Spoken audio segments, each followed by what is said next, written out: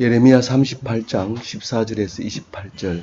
시드기야 왕이 사람을 보내어 선지자 예레미야를 여호와의 성전 셋째 문으로 데려오게 하고 왕이 예레미야에게 이르되 내가 내게 한 가지 일을 물으리니 한마디도 내게 숨기지 말라. 오늘 말씀은 예레미야가 갇혀 있는 감옥에 있는데 시드기야가 비밀리에 이제 밀담을 하게 됩니다.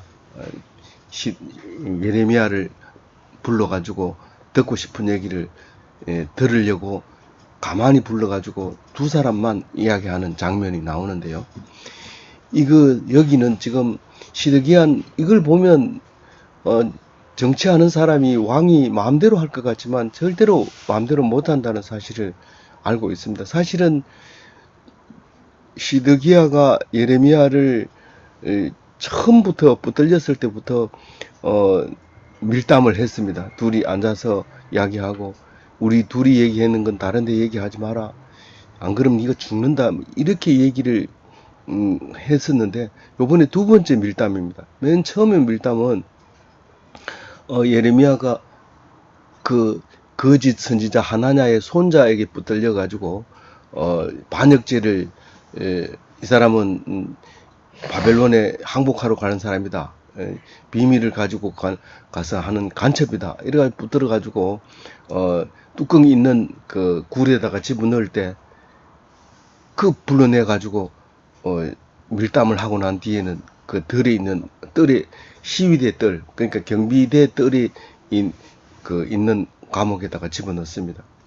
그런데 아무리 밀담을 해도 이 예레미야 말은 퍼져나갑니다. 그래서 고관들이 듣고 분통이 터져가지고 이거 그냥 놔두면 안 됩니다. 죽여야 됩니다. 그러니까 네 마음대로 해라. 이러니까 고관들이 4명이서 달려들어서 그 사람을 시위대 뜰에 있는 감옥에서 끄집어내가지고 그 왕의 아들 우물로 사용하던 그 웅덩이를 거기다 집어넣습니다. 끈을 달아매가지고 집어였는데 물은 안 나오고 진창이 돼버려가지고 진창이 구덩이에 들어갑니다. 그래 들어가가지고는 거기서는 뭐 빵도 줄 수 없고 너무 깊어갖고 그러니까 그런데 그게 이제 아프리카 사람 흑인 내시가 그것을 발견하고 그 소리를 듣고 이제 죽었구나. 예레미야는 이제 죽는구나. 이래 생각하고 있다가 이제 왕을 찾아가가지고 시드기야 보고 그 예레미야 이제 죽습니다. 거기다 넣어놓으면 이제 얼마 못 갑니다. 그러니까 시드기야는 비밀리에 30명의 특공대를 데리고 가서 끌어올리라고 얘기합니다. 그래서 이 사람이 가서 그 천으로 그 끈을 만들어 가지고 예레미야를 끌어올립니다. 끌어올려 놓고 이제 그 시위대 뜰에다 가다 놨을 때 그것을 이제 나라가 망할 때까지 거기 시위대 뜰에 갇혀 있게 됩니다. 그러니까 시드기야 왕이 11년 하는데 시드기야 원년에 체포됐으니까 11년 동안 감옥에 있는 거죠. 근데 이제 그 뜰에 있을 때 일어난 일에 대해서 얘기합니다. 그 시위대 뜰에 있을 때 이제 사촌한테 밭도 사고 사는 일도 있었고, 그 앞에 시위대 뜰에 있을 때는 그 거짓 선지자 하나냐가 이제 예언대로 죽게 되는 사건이 생기고 이런 이제 일이 생기죠. 그래서 요번 두 번째 이제 그 시위대 뜰에 있을 때 시드기야가 가만히 불러가지고 그냥 있으니까 도저히 불안해서 못 있는 거예요. 그래서 예레미야를 불러서 하나님이 뭐라고 하시는지 물어보고 싶은 거예요. 근데 여기에 14절에 보면 성전 셋째 문으로 셋째 문으로 데려오게 하고, 이 말은 셋째 문은 이 성경밖에 안 나옵니다. 셋째 문이라는 자체가. 예루살렘 성의 셋째 문이 어디 있을까 하고 아무리 연구해봐도 결국은 이건 왕만 아는 문인 거예요. 비밀리에 급할 때 빠져나갈 수 있는 누구도 모르는 이 문이었는데 비밀 장소라고 보면 되죠. 비밀 통로 뭐 이런 글로 생각을 하면 되는데, 글로 오게 하니까 아무도 못 얻죠. 그거는 고관들도 모르는 이제 비밀 통로였는데, 거기에다가 예레미야를 오게 하고 내가 한 가지를 묻겠는데, 네가 솔직히 대답해라. 난 여기서 단판을 짓고 싶다.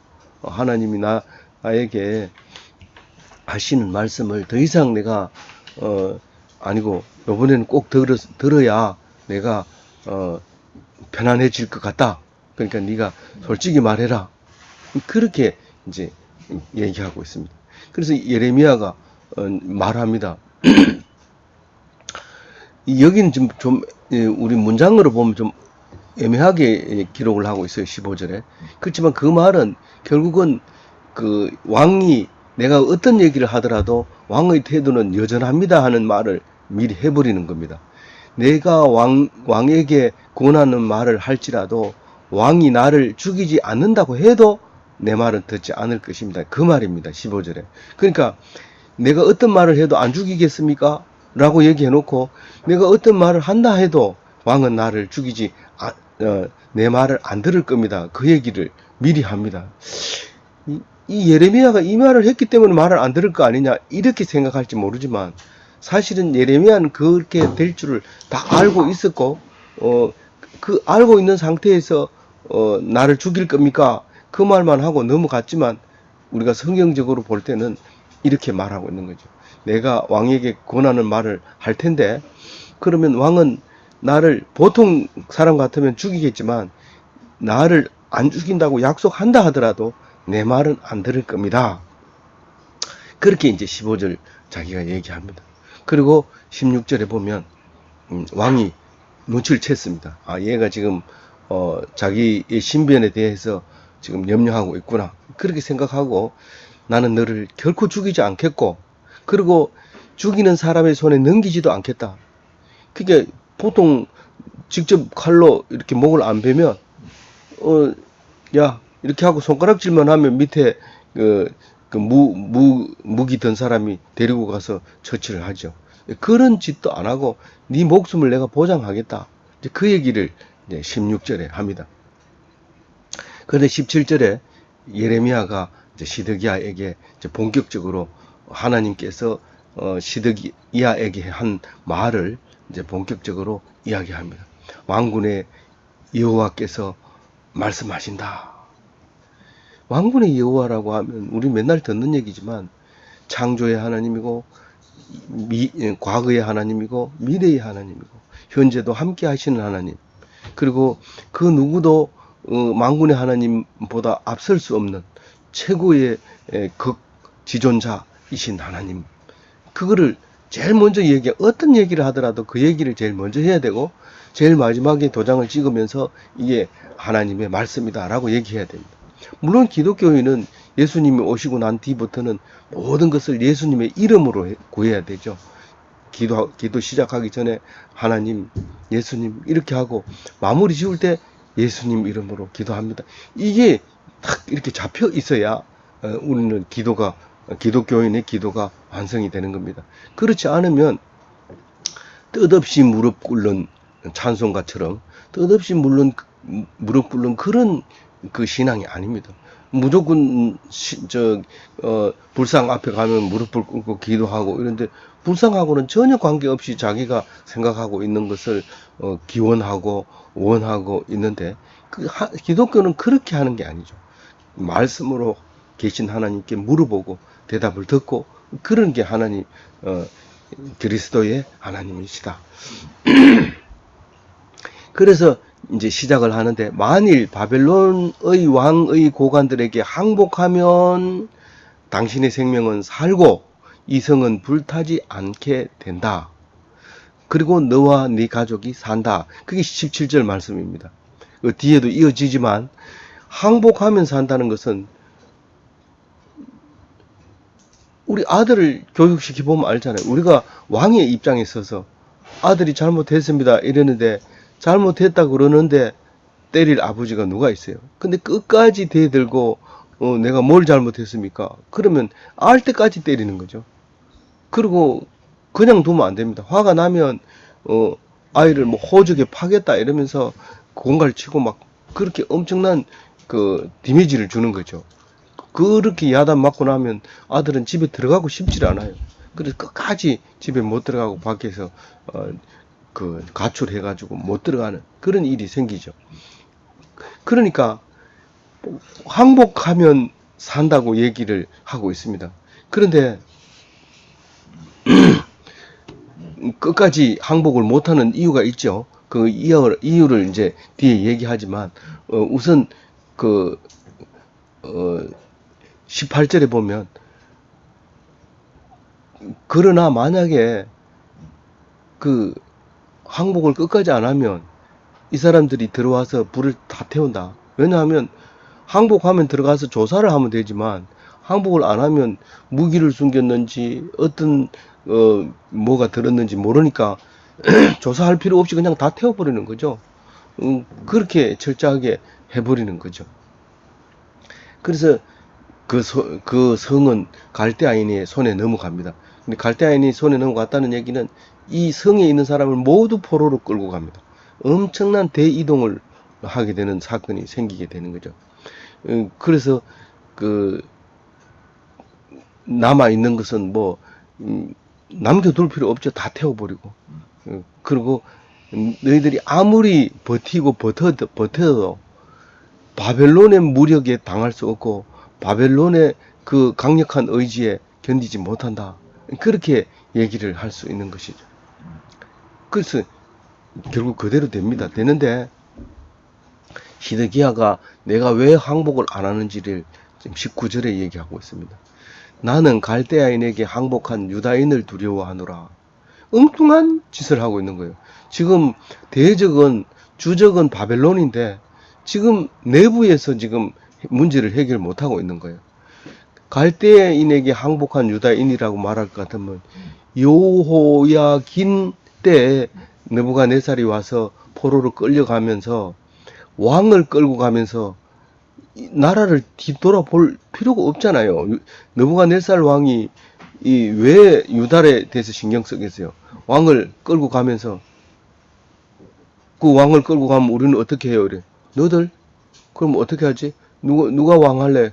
이러니까 그 아제비가 그 삼촌이 작은 아버지가 제가요. 그럼 니 해.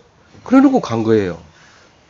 그러니까 아주 성의 없이 그냥 했는데 이 왕이 딱 돼 가지고는 끌려간 사람들은 이제 끝났다. 우리는 여기서 영원히 살자. 그렇게 생각한 거예요. 그리고 속으로 엄청 끌려간 놈들은 간첩이고 나쁜 놈이고 이적자고 우리는 여기서 죽자. 우리는 죽어도 여기서 산다. 하나님은 우리를 죽이겠느냐. 그렇게 하면서 살아왔던 거죠. 맨날 하던 소리가 그 소리였는데 내가 만약 항복하게 되면 먼저 끌려간 사람들이 우리를 얼마나 놀리겠느냐.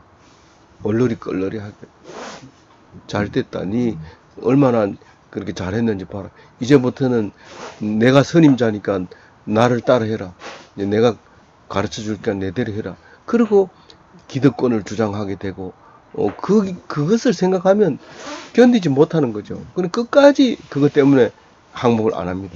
아주 항복 안 하는 조건이 유치하고 치사한 거죠. 근데 보통 사람들이 다 그런 거예요. 의사, 열사, 그래가지고 전혀 자기는 못하면서 그렇게 죽은 사람을 높이 이 무덤을 장식하고 이름을 높이고 그렇게 하는데 이때도 마찬가지예요. 우리하고 전혀 다른 게 없어요. 예수를 십자가에 못 박을 때도 그 바나바라고 하는 그 예수를 석방시켜주고 싶어서 빌라도가 누구를 석방시킬까 물으니까 예수를 내줄까 그러니까 예수 말고요 그 바나바요 그래. 그 사람은 어떤 사람이냐면 이 혁명가예요. 그 주머니에 칼을 넣어 다니고 있다가 로마 군인들을 만나면 감쪽같이 죽이고 이런 사람인데 걸려가지고 그게 이제 죽게 됐는데 그 사람을 살려내라는 거예요. 그러니까 그 옛날이나 지금이나 나라를 위해서 목숨을 바친 사람 10명 이래가지고 세워가지고 10명 뽑아가지고 그 사진 붙여놓고 그 사람은 어떻게 나라를 위해서 일했는데 그러면서 그걸 닮아가기 위해서 하고 자기들은 하나도 안 닮아가죠. 안 닮아가면서 그걸 그렇게 이름을 써서 올려 붙여놓고 있는 거죠. 그리고 학생들한테 그것을 강요하는 거죠. 그렇게 살아야 된다. 근데 그것은 사람 입장에서 잘못했다고 나무랄 수는 없어요. 그러나 하나님을 섬기는 사람은 사람의 눈치를 보고 사람이 하라고 한다고 해서 하는 것이 아니라 하나님이 하라고 하는 거예요. 지금 항복 안 하고 있는 것은 무모한 짓입니다. 이것은 순리에 따라야 되고 하나님 말씀에 따라야 돼서 이건 항복하는 거라고 해야 되는 게 사는 길이라고 얘기하는데도 끝까지 말을 안 합니다. 근데 여호야기는 어떻습니까? 느부갓네살이 오니까 어머니하고 같이 온 식구가 왕을 환대하러 나갑니다. 그러니까 그 영화에도 보면 느부갓네살이 기분이 되게 좋아합니다. 네가 아주 지혜롭구나. 네가 아주 영특하구나. 그러면서 칭찬을 해주면서 자기 엄마하고 자기하고 그 왕을 데리고 바벨론으로 갑니다. 그러면 남아있는 사람이 볼 때는 망한 거고 끝난 거고 그렇지만 결국은 그렇게 모든 자존심을 버리고 왕이 그 항복한다고 하는 거에 대해서는 사람들이 다 욕하죠. 근데 그때 당시에 내가 왕 할 사람이 없다 그러면은 그 여호야긴을 놔두고 네가 통치를 하면서 바벨론의 속국이 되라. 네가 통치를 해라. 이렇게 했을 거예요. 근데 끌려가는 걸 반대하니까 여호야긴만 끌려가고 나머지 사람들을 앉혀서 왕으로 세워놓고 가는 거죠. 결국은 이제 11년 만에 망하게 되지만 그래서 이제 끌고 가서 그 여호야긴 후손에게서 예수님이 나게 됐잖아요. 그러니까 우리는 세상 사람이 볼 때는 비굴하고 비열하고 그런 삶을 살았을 때 그 살아남아 있는 생명이 살 수 있는 게 생명이지 무모하게 하나님이 세워놓은 권력을 대항한다는 것은 그것은 죽는 일이다. 그게 그 하나님의 생명 법칙입니다. 우리는 이걸 알아야 됩니다. 남들도 칭찬을 받고 잘 사는 방법이 없습니까? 하나님은 그런 건 없다. 내가 시키는 말은 다 힘들고 세상 사람들은 다 조롱하게 되어 있다. 예수님도 여러 번 얘기했지만 그 말을 하고 있는 거죠. 그래서 예레미야가 이제 만약에 그 사람들이 겁이 난다면 겁내지 마세요. 그 무리가 왕을 그들에게 넘기지 아니하리이다. 요거는 의역을 했던 거예요. 단어 한 장을 하나를 가지고 그 무리가 왕을 그들에게 넘기지 아니하리이다. 요거는 단어 하나인데 이제 이렇게 길게 번역을 했어요. 뭔 말이냐면 예레미야가 그렇지 않습니다. 절대로 그렇지 않습니다. 이 말입니다. 그 사람들 그 바벨론을 끌려가면 왕을 왕 대접해 줍니다. 이제 여호야긴이 나중에 왕 대접을 받거든요. 근데 뭐 왕 대접 받는다니까 바벨론 왕의 대접을 받는 게 아니라 포로들로 끌려온 왕들 중에서 왕입니다. 그러니까 그걸 인정해 줘 버리면 감옥에서 나와가지고에 사는 삶이 왕입니다. 그게 그 부하들이 있고 그렇습니다.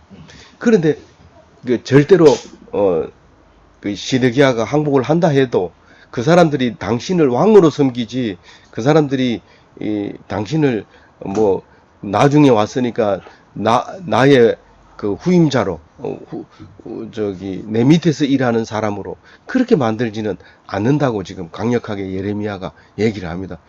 우리가 조금만 미래를 내려다보면 그걸 볼 수 있는데 지금 당장을 보니까 당장 마주치면 안 그렇겠어요. 그러니까 그 얘기를 하는 거예요. 그래서 기독교인은 항상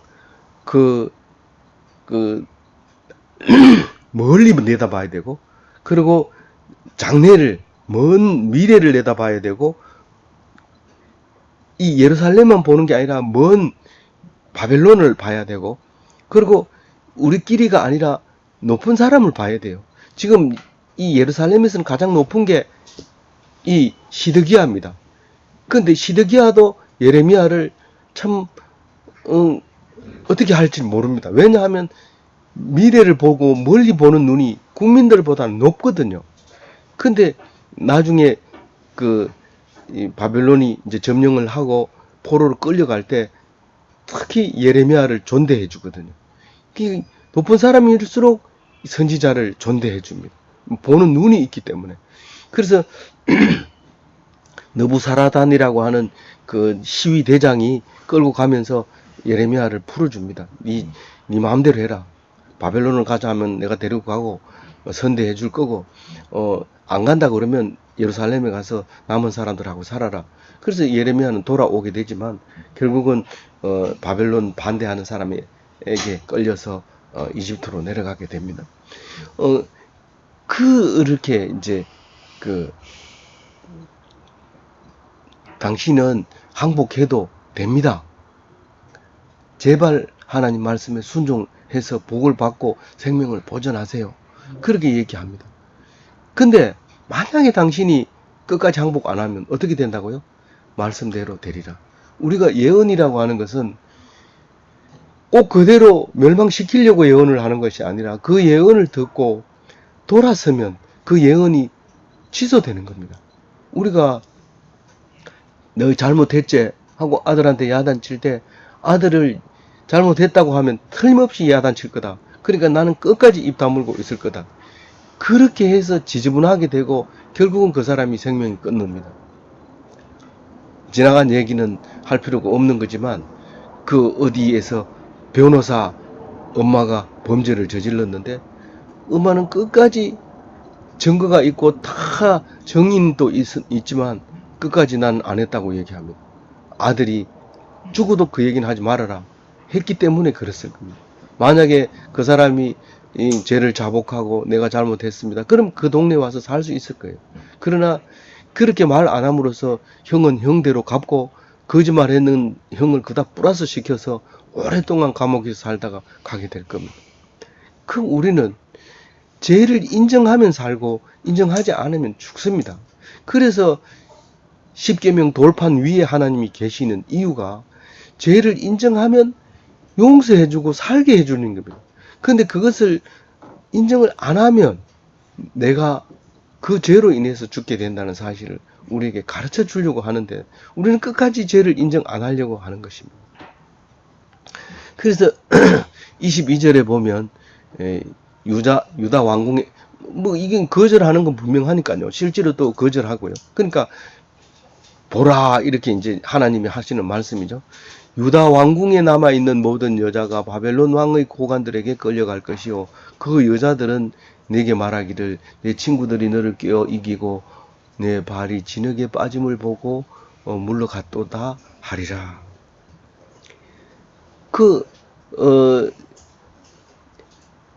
왕궁을 이렇게 점령하게 되면 여자들은 궁녀들은 전부 다 살려서 이제 왕이 데리고 갑니다. 그 여자의 여자들을 그 왕의 여자로 삼아 버립니다.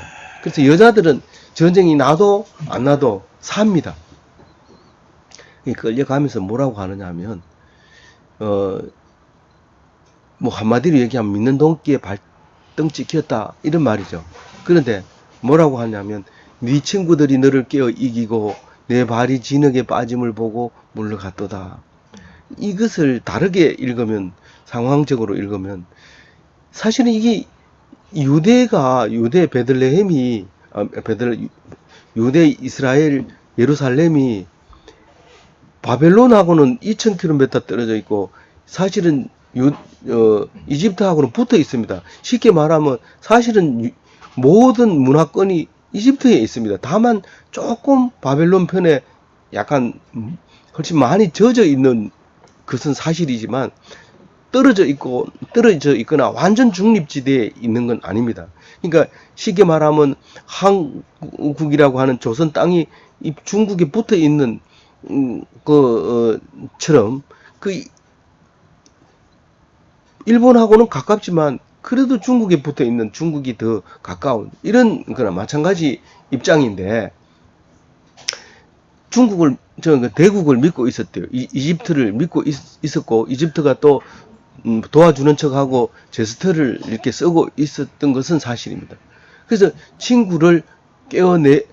친구를 깨어 이기고 네 친구들이 너를 깨어 이기고, 그러니까 이집트 사람들이 항복하지 마라, 항복하지 마라, 우리가 있잖아, 걱정하지 마, 그렇게 했다는 거예요. 그리고 꼼짝없이 못하게 했다는, 이기고 이 말이 지금 뉘앙스가 굉장히 어려워서 번역도 상당히 어렵게 번역을 했는데, 꼬여가지고 꼼짝 못하게 하고 이런 말입니다. 짓누르고 깨어 짓누르고 야야 항복하지 마 이렇게 했다는 거예요. 이겼다. 짓누르렀다는 짓 이기고. 그리고 이게 이제 발이 진창에 빠졌다는 것은 바벨론 포로에 의해서 지금 망가지고 있는 거죠. 망가지고 있는 것을 보고 공격을 못하고 물러가 버린 거예요. 이집트로. 이제 그렇게 볼 수도 있죠. 그리고 여자들이 그 친구 때문에 붙어 있다가 이 꼴을 당했다. 그런 말을 하게 된다고 지금 얘기하고 있습니다.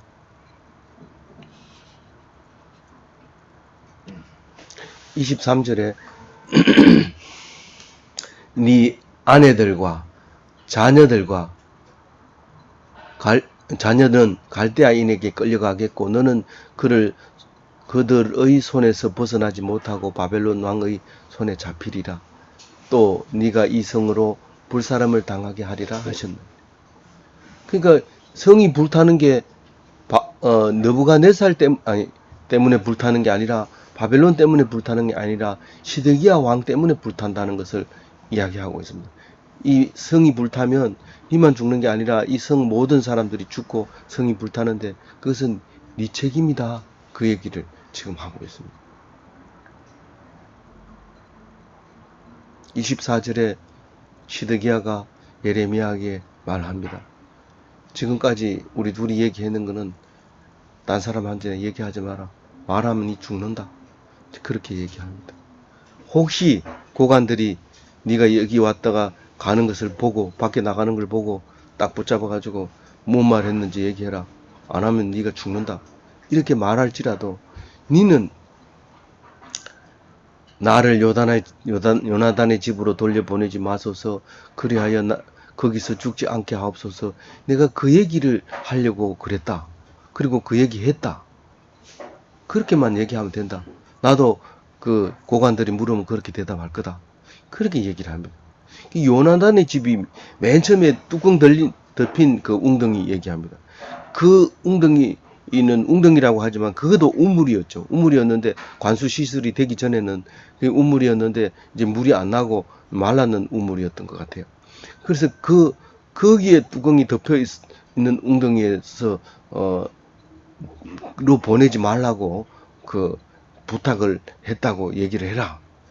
그리고 이제 그 나왔는데 그대로 했다는 거예요, 안 했다는 거예요? 27절에 그대로 했습니다. 고관들이 물으니까 그대로 대답했고, 그래서 그 둘이 만나서 밀담했는 게 탄로나지 아니했다. 그리고 더 이상 그 왕과 예레미야가 만난 이야기에 대해서 추궁하지 않고 더 이상 얘기하지도 않았다. 이제 그렇게 27절에 말하고 있습니다. 그리고 다시 원래 있던 시위대 뜰에 감옥에 투옥이 되게 됩니다. 감옥에 들어가서 이제 망할 때까지 거기에 감옥에 있게 됩니다. 자, 이렇게 되면 예레미야는 이야기가 끝나야 되는데 아직도 38절을 하고 있고 예레미야는 52절까지 있는데 이거 언제까지 묵상하느냐 하면 12월 15일까지 묵상을 합니다. 아, 예레미야 너무 길다. 그렇게 생각할지 모르는데 이 예레미야는 그 시드기야 11년에 다 망하고 떠나고 난 뒤에 뒷 이야기도 기록을 합니다. 뒤에 남아서 기록을 하고 반 바벨론 일당들이 이 바벨론 왕이 세운 총독을 죽이고 총독이 올까봐 그 바벨론 왕이 올까봐 도망을 이집트로 하는 이야기까지 기록을 하면서 이 예레미야만큼은 사실을 기록한 게 없다고 합니다. 왜냐하면 이 바벨론 포로 갔다 오면서 이 성경을 썼기 때문에 가장 정확한 것도 예레미야 서지만 예레미야가 그렇게 41년 동안 일어났던 일을 자세히 적었다는 사실에 대해서 하나도 앞뒤가 안 맞거나 틀린 게 없다는 겁니다. 이거보다 긴 성경은 이사야서밖에 없는데 이사야서 66장은 상당히 이 논란이 많은 부분이 있습니다. 시대적으로 이게 맞느냐, 이사야서가 쓴 게 맞느냐, 뭐 이렇게 해서 논란이 많은 부분이 있지만 이것은 예레미야서는 거의 틀리는 부분이 없고 시대적으로 또 시간적으로 딱 맞아떨어지는 아주 정확한 성경이다. 그래서 그 이야기를 우리가 마음속에 담아두고 말씀으로 기억할 만하다 하는 그런 겁니다. 끝까지 예레미야 52장까지 놓치지 말고 재미있는 여인천하보다도 재미있고 어떤 삼국 사기보다 재미있는 이 예레미야 성경으로 은혜 받고 풍성한 삶을 사는 기독교인이 다 되시기 바랍니다.